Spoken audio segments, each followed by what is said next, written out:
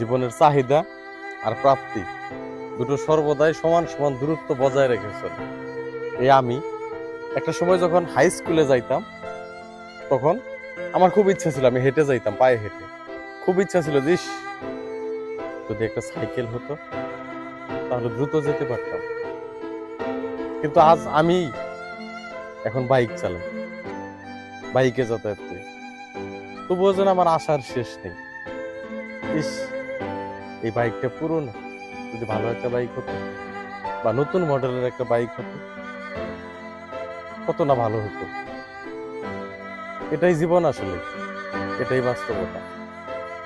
চাহিদা প্রাপ্তি এটা সর্বদাই আসলে সমান সমান দূরত্ব বজায় রেখে চলে, যা মানুষকে শুধু অন্ধের মতো দৌড়ায় নিয়ে যায়।